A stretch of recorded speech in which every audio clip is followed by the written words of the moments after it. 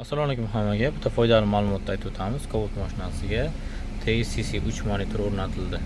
Ko'plarda bo'layotgan muammo manaki oldi kamerasi zadniga ursak orqada palasa paydo bo'lib qoladi. Endi hozir videodan uncha ko'rinmayapti, palasa yuryapti. Juda ham ko'p palasa yurib qoladi. O'shani yo'qotishda o'rgatamiz hozir. Orqa tomonga kelgan qizil sim bor manaki. Qizil sim zadniga ulanadi. Qora massa kelgan, massa hozir mana bunga ulab qo'yibman. Bunga ulamaymiz simga. Shuni ichiga kirgizib, temirga samarez bilan ulaymiz. Hozir ko'rsatib o'taman shuni. Mana shu qorasini. Mana ganada deb qo'yib minusda. Mana bu tomonni ulab bo'ldik. Zadniga bitta qizil sim ulandi.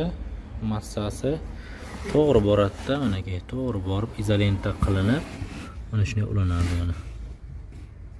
Massaga primoy ulanadi. Hammasi zavodskoda ishlaydi, hech qanaqa qamiq bo'lmaydi. Bu sirda nimday odam aytib yurmaydi. Kanalimizga obuna bo'lib qo'ysalar, mana shunaqa sirlarni chiqarishga harakat qilamiz.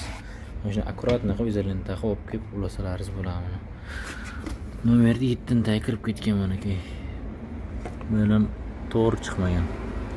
E'tibor uchun hammaga rahmat. Kanalimizga obuna bo'lib qo'yinglar.